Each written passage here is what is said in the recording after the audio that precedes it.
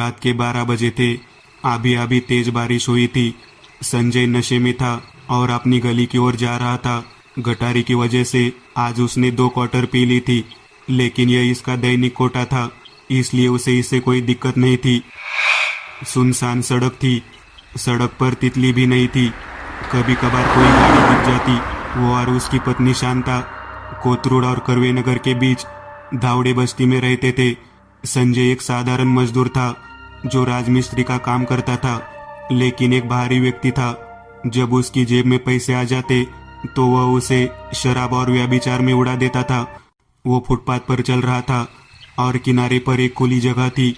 कई सालों तक वह जगह वैसे ही पड़ी रही और अब वहाँ बहुत सारी झाड़ियाँ उगाई है।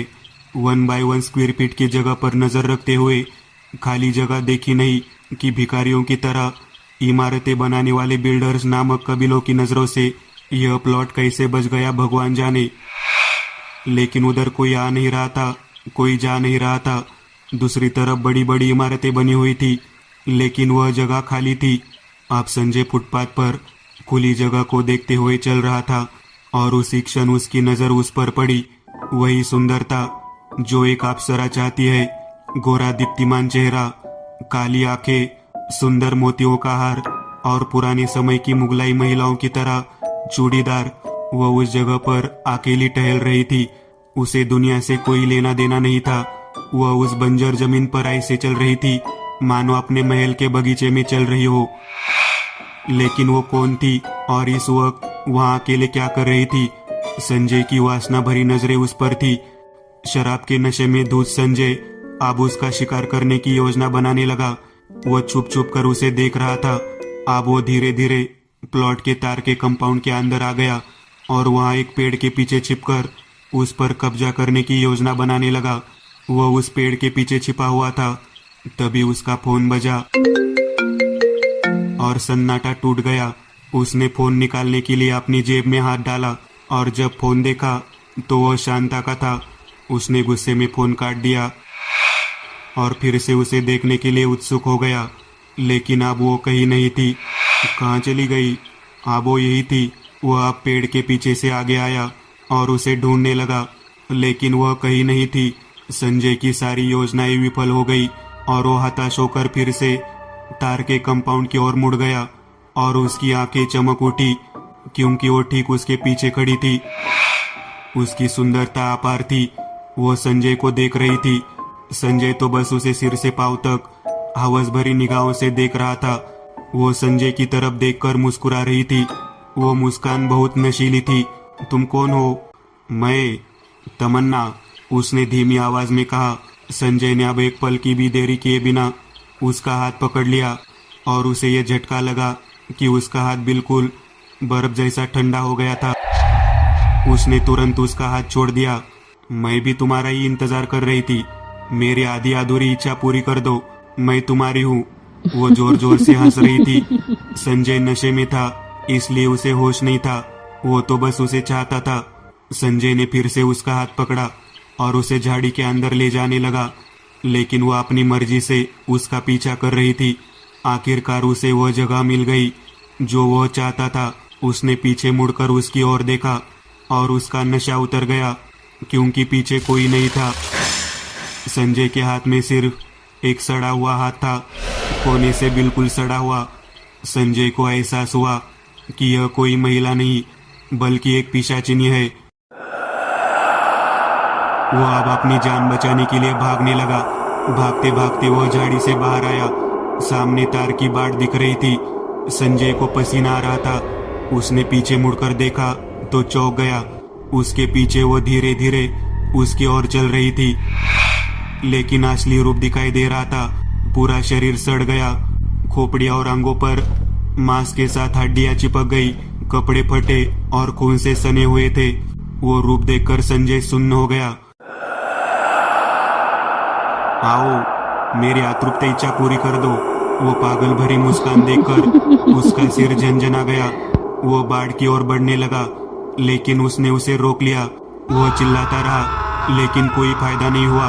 उसने उसकी गर्दन काट ली और एक पल में उसके शरीर से सारा खून सोख लिया। वही शरीर पल भर में सूख गया। वो वही मर गया। लेकिन वही रक्त पीकर अब वो फिर से जवान दिखती है। उसकी कांति और भी खिल गई। अगले दिन उसी जगह फुटपाथ पर वही शव मिला तो पूरे इलाके में दहशत फैल गई।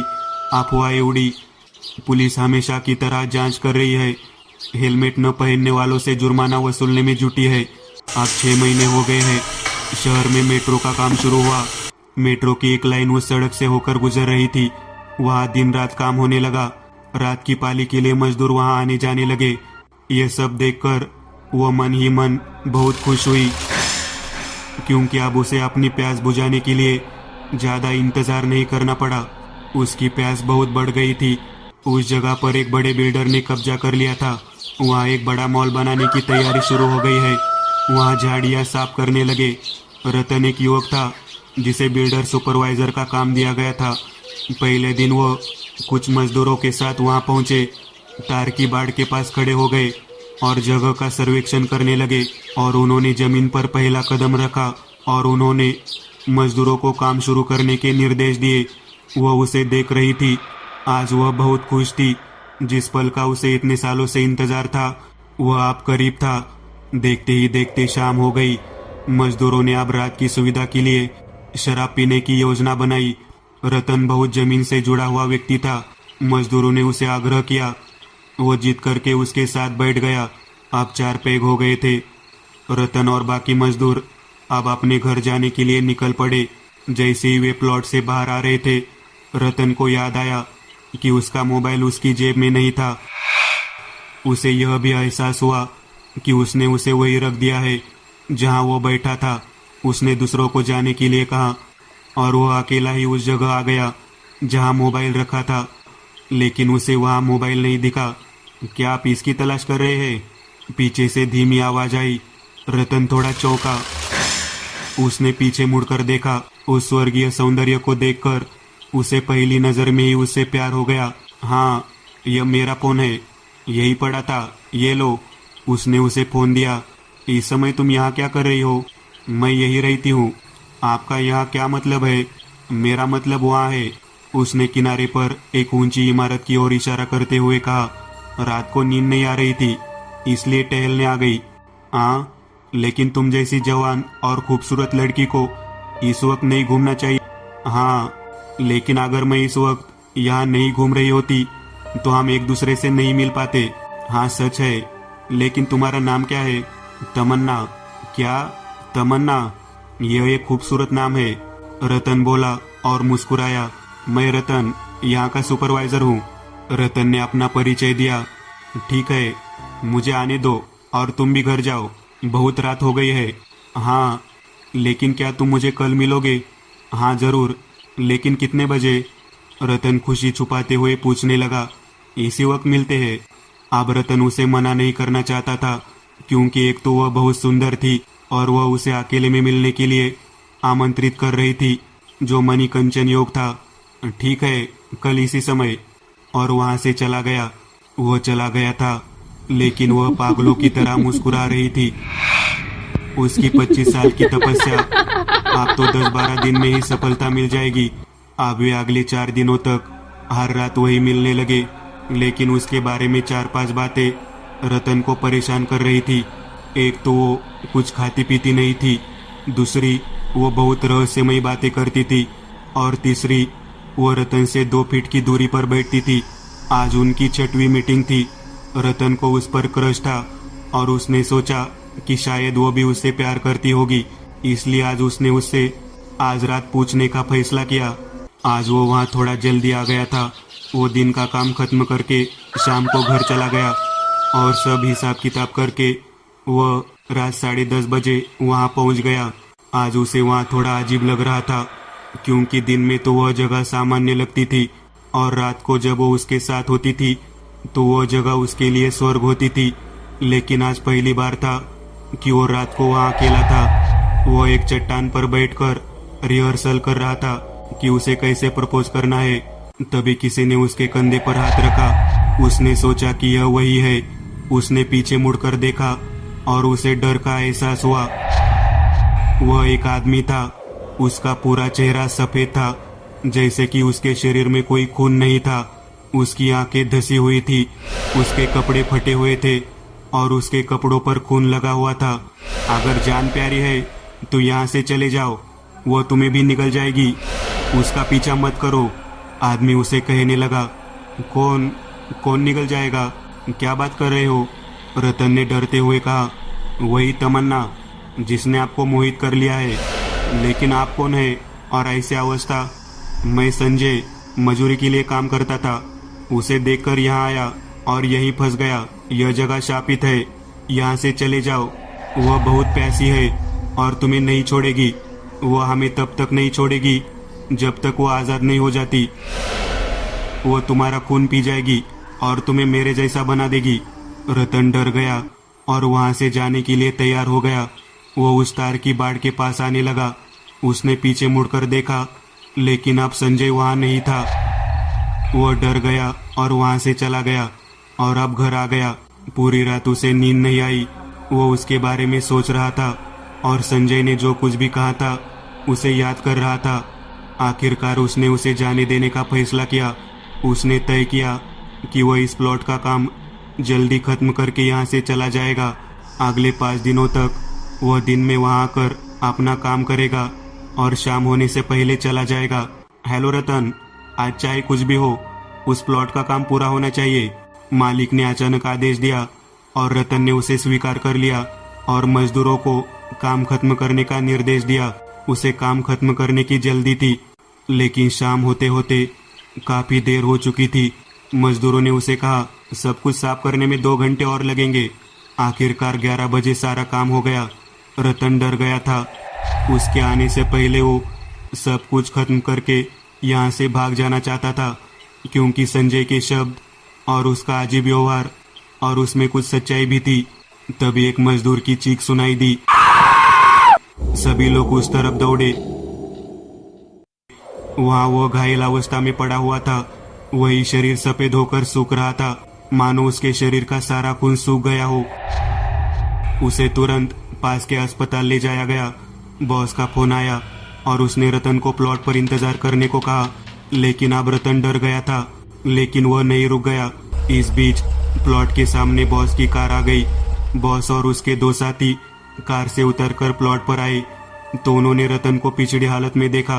रतन, क्या हुआ? सब ठीक तो है? तुम वहाँ क्यों खड़े हो? इधर आओ, बॉस ने आवाज लगाई। पर रतन वैसे ही पीछे खड़ा था और रतन धीरे धीरे बॉस की ओर मुड़ा और चलने लगा। लेकिन उसकी चाल आप पुरुषों जैसी नहीं थी, वो एक महिला की तरह चल रहा था। यह देखकर बॉस थोड़ा असमंजस में पड़ गया। रतन अजीब नजरों से बॉस को देख रहा था। रतन, क्या हुआ? सब ठीक तो है ना? हाँ, आप सब ठीक है, रतन बोला। लेकिन ये उसकी आवाज नहीं थी, एक औरत की आवाज थी। आपकी आवाज को क्या हुआ? कुछ नहीं, सब ठीक है। अच्छा, अब तुम जाओ, कल भूमि पूजन है, जल्दी आओ। बॉस चले गए, लेकिन रतन वहीं खड़ा था। अगले दिन बॉस और उनकी पत्नी और कुछ करीबी लोग भूमि पूजन करने वहां पहुंचे, लेकिन रतन कहीं नहीं था। आखिरकार उन्होंने भूमि पूजन की तैयारी शुरू कर दी। बॉस ने नारियल तोड़ा और सभी के चेहरे अचानक सफेद हो गए, क्योंकि नारियल से खून निकल रहा था। गले में वही मोतियों का हार और बदन पर वही चूड़ीदार। उसे देखकर डर का माहौल हो गया। बॉस थोड़ा और डर गया। क्या बकवास है रतन, क्या बकवास है? ये तुमने क्या किया? बॉस ने गुस्से में कहा। लेकिन गुरुजी की सलाह पर बॉस शांत हो गए और उन्होंने एक लोहे के औजार से जमीन पर प्रहार किया और अचानक जोरदार चीख सुनाई दी और वहां से खून का ढेर निकल पड़ा और खून की धार पानी की धार की तरह, जैसे कि उसने किसी की छाती पर घाव किया है। उस चीख से पूरा इलाका दहल गया। कुछ लोगों को एहसास हुआ कि आगे कुछ भयानक होने वाला है और वे वहां से जाने लगे।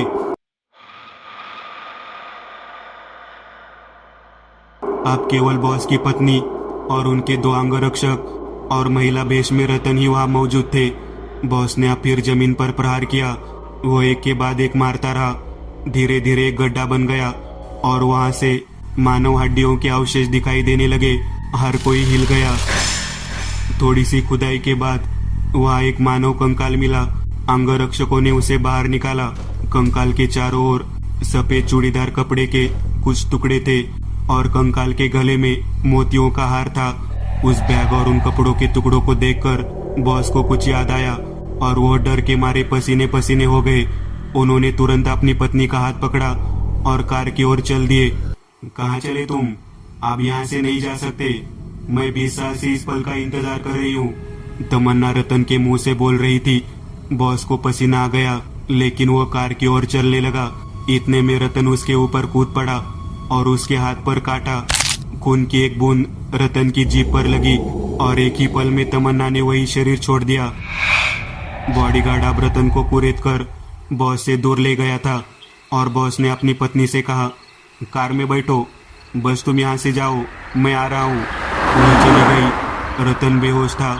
बॉस उसके हाथ को रुमाल में लपेट रहा था। साहब आप जाइए, हम उसे देख लेंगे, एक अंगरक्षक ने कहा। बॉस को समझ नहीं आ रहा था कि क्या करे। वो अब प्लॉट की सीमा से बाहर जाने लगा और उसने पीछे मुड़कर देखा। अचानक करीब 10-12 आदमी उसके पीछे खड़े थे। अजीब बात है, सबके चेहरे सफेद थे, शरीर नंगे थे और वो उसी भीड़ से आगे आए। बॉडीगार्ड ये सब देखकर भाग गया। वो अपने खूबसूरत रूप में थी। उसे देखकर बॉस के पैरों तले जमीन खिसक गई। तुम तो मर गई थी, तुम यहाँ कैसे आई? बॉस ने कहा। तो तुम्हें याद है? उसने कहा, हाँ, लेकिन मुझे माफ कर दो, जो हुआ वो गलती थी। बॉस की आंखों के सामने सारा अतीत घूमने लगा। वो भी एक जवान आदमी था। तभी उसने उसे देखा और उससे प्यार कर बैठा। लेकिन वो कमाटीपुरा में एक कोटे पर नाचने वाली तवायब थी और वो एक आमिर घराने का वारिस है। जब घर में पता चला तो घर वालों ने उसी से शादी तय कर दी। इस बात की खबर उसे मिल गई। उसने उसे मिलने के लिए बुलाया। वो अपने 2 दोस्तों को ले गया। उसने उसे बताया कि वह उससे गर्भवती है और उसने बेइज्जती के डर से उसका गला काट दिया। दोस्तों को शव को ठिकाने लगाने की जिम्मेदारी दी गई। उन्होंने उसी शव को कार में रखा और उसी रात पुणे आ गए और उसी शव को उसी सुनसान जगह पर दफना दिया। तभी से वह उसका इंतजार कर रही थी और आज वह उसके सामने बेताब था। रतन को होश आ गया और वह सब कुछ देख रहा था। एक क्षण में वह उसके करीब आई और उसे जोर से गले लगाया। उसका असली रूप अब सामने आया। एक सड़ा हुआ चेहरा, खून से लथपथ शरीर, कपड़े। उसने उसकी गर्दन को जोर से काटा और उसके शरीर से सारा खून पी लिया। उसके पीछे खड़े सभी पिशाच चिल्लाने लगे। वो रोने लगी, हंसने लगी और चिल्लाने लगी और एक क्षण में उसका शरीर धूल में मिल गया। केवल उसके कपड़े और वो मोतियों का हार रह गया। बॉस की मौके पर ही मौत हो गई। रतन उसके कपड़ों के पास आया। उसने वो कपड़े और वो सामान उठाकर वही जमीन में गाड़ दिया। वह जगह फिर से वीरान हो गई। आज कई लोगों ने बॉस की आत्मा को वहां बैठकर रोते हुए देखा है।